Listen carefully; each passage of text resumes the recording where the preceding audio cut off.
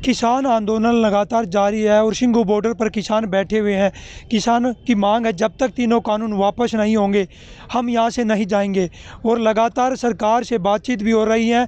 बातचीत को लेकर हमारे साथ किसान नेता मौजूद हैं, उनसे बातचीत करेंगे। क्या नाम है जी आपका? मेरा नाम जगतार सिंह तलवंडी। जगतार सिंह जी, आप जब किसान आंदोलन की शुरुआत हुई थी, शुरू से लेकर आज तक 38 दिन बीत चुके हैं, आप इस आंदोलन में हो। लगातार सरकार से बातचीत भी हो रही है, तारीख पर तारीख भी मिल रही हैं, उसको कहाँ देखते हो? और आपने शुरुआत जब पंजाब से चले थे, क्या क्या जो सरकार के साथ आमना सामना हुआ था, क्या क्या देखने को मिला था? सरकार के साथ आमने सामने की बात करें तो जब से ये आंदोलन स्टार्ट हुआ 3 ऑर्डिनेंस के विरोध में, हम लगातार 2 महीने तक पंजाब में बैठे रहे। सरकार की उड़ीक की कि सरकार आए, इस बिल को हमारे साथ शेयर करे, क्योंकि हमारी मांग थी कि ये बिल किसान विरोधी है। और सरकार की तरफ से ये बार बार कहा जा रहा था कि जी नहीं, ये किसान के हित में है। हम इसके विरोध में थे। सरकार का कोई भी नुमाइंदा हमारे पास नहीं आया। सरकार ने हमारे साथ कोई भी बातचीत नहीं की जिससे ये मसला हल हो। सरकार ने अपनी जिद पे अड़े रहे। जब ये सब चलते को 2 महीने बीत गए तो किसान जथेबंदियों ने ये आंदोलन को दिल्ली तक लाने का फैसला किया। तब भी सरकार को पता था। सरकार ने इसको रोकने के लिए, आप जानते हैं, सारी दुनिया जानती है, कितनी कितनी अड़चनें डाली। जो आप जानते हैं कि अपनी ही सरकार अपने ही नागरिकों के साथ ऐसा व्यवहार नहीं कर सकती। जो वो सब करते हुए जहाँ दिल्ली में आए, दिल्ली में पहले तो उन्होंने बातचीत से इनकार किया। हमें एक ग्राउंड दिया गया जिसे हम जेल मानते हैं। वो सब होने के बावजूद जब बातचीत का दौर स्टार्ट हुआ तो सरकार ने तरीक पे तरीक डालने की कोशिश की है, जो आज तक निरंतर जारी है। सरकार का ये रवैया है कि किसान आए, किसी ना किसी तरह किसान संगठन कमज़ोर पड़ जाए। जो पीछे किसान का इतना बड़ा समूह है वो एक एक 2-2 करके वापस जाने लग जाए, पर ये होने वाला नहीं है।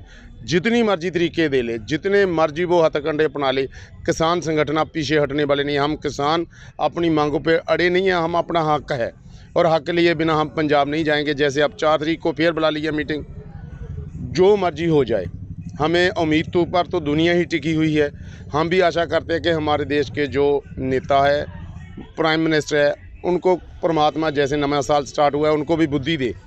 अपने किसानों के हित की बात करते हुए 3 ऑर्डिनेंस जो है, कानून है जो काले, उनको वापस ले और हमें अपने घर जाने का रास्ता साफ हो, ताकि आगे से भी सोचे सरकारें कि अपने किसानों के हित की सोचें, प्राइवेट घरानों के हित की ना सोचें। अब किसान जाग चुका है।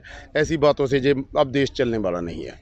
लगातार सरकार कह रही है कि विपक्ष ने भ्रम फैलाया है, हम किसानों के हित में लेकर आए थे, किसानों की आय दोगुनी होनी थी इससे, उसको कहाँ देखती हो?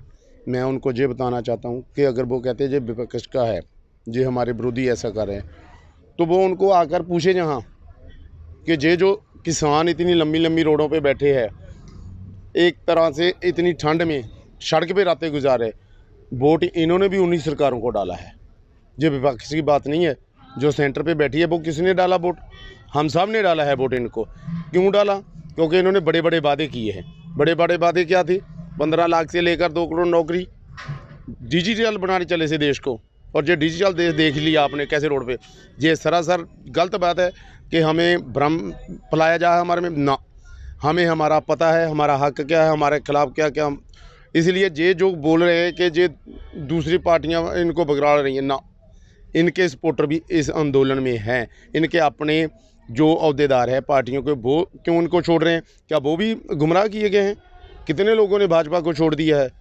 ये सब कुछ झूठ है। ये किसान जाग चुका है, अपने हक के लिए है, किसी के बिगड़ाने से नहीं आया। अब जैसे त्यौहार आ रहे हैं, लोहड़ी, मकर संक्रांति है, 26 जनवरी भी आ रही है और कड़ाके की ठंड भी है, बरसात भी हो रही है। छोटे बच्चों की बात करें, महिलाओं की बात करें, वो भी सड़कों पर हैं, उसको कहाँ देखती हो? ये तो सरकार ने देखना है कि त्यौहार आ रहे हैं। त्यौहार आते हैं, लोग अपने घरों में उन त्योहारों को मनाते हैं, पर सरकार ने हमें मजबूर कर दिया है कि ये त्यौहार मना तो हम सकते ही नहीं। इन त्योहारों की तरीके हम इन रोडों पे ही गुजार दें। अगर सरकार का फर्ज बनता है अपने नागरिकों के हितों की रक्षा करना, हितों को कुचलना नहीं। अगर सरकार को हमारा इतना ही फिक्र है तो वो 3 काले कानून वापस ले और हमें इजाज़त दे कि हम अपने अपने घरों में जाकर त्यौहार मनाएं। कौन रोक रहा है? सरकार के अपने कॉर्पोरेट घरानों के साथ जो इनकी दोस्ती है, ईस्ट इंडिया कंपनी आई थी ना व्यापारियों के साथ, उन्होंने इस देश को कैसे लूटा। ये दोबारा आ रहे हैं। इस जनता को ठगने के लिए, पर इस बार ठगने नहीं दिया जाएगा। हम लड़ेंगे, अपना हक लेकर ही वापस जाएंगे। सरकार को हमारी खुली चुनौती है कि आपने जितने सितम करने हैं कर ले, हम वापस जाने वाले नहीं हैं। अब आगे की रणनीति क्या बनाई है? जिस तरह से कल 80 के करीब किसान संगठनों की बैठक हुई है, उसमें किस तरह की रणनीति सामने आई है? देखिए, वो तो जो हमारे लीडर है वो तय करेंगे। हम तो वो एक आशा करते हैं कि सरकार 4 को मान जाए। अगर नहीं मानती तो हमारी बेनती है हमारे जो किसान आगू हैं कि इस तरह से बैठने से जो सरकार मानने वालों में नहीं है, वो अगला प्रोग्राम दे। मैं तो ये कहता हूँ कि 4 तारीख की कॉल से पहले किसान संगठनों को ये कॉल दे देनी चाहिए कि अगर 4 तारीख की अपनी बातचीत किसी सट्टे पे नहीं पहुँचती तो 6 को पैदल सभी किसान दिल्ली में जाएं और राजभवन का घेराव करें, क्योंकि ऐसे स्टेप के बिना सरकार मानने वाली नहीं है। हम जहाँ बैठे हैं, बुजुर्ग बैठे हैं, रोज़ एक किसान की मौत हो रही है, शहीद हो रहा है। वो सरकार के किसी भी मंत्री ने उस पर एक बार भी बयान नहीं दिया। क्यों हो रहा है? ये सरकार को सोचना। मैं तो किसान जथेबंदियों से अपील करूंगा, वैसे वो बहुत सुलझे हुए हैं, कोई ना कोई स्टेप तो उन्होंने भी सोचा होगा। मैं तो ये सोचता हूं कि ना ट्रैक्टर निकाले जाएं, ना ट्रालियां, जहां से पैदल मार्च किया जाए संसद के लिए। 2-4 लोग लग जब जाएगा तो पता लग जाएगा सरकार को कोई हमारी पावर क्या है। अभी सरकार सोई हुई है, वो सोच नहीं रही हमारे बारे में। ये किसान थे, इनका कहना है कि जब तक सरकार नहीं जागेगी, नहीं मानेगी, हमारा संघर्ष जारी रहेगा। अगर 4 तारीख को नहीं मानती है तो दिल्ली कूच के लिए पैदल हम यहाँ से जाने को तैयार हैं। सोनीपत से पवन राठी, पंजाब केसरी टीवी।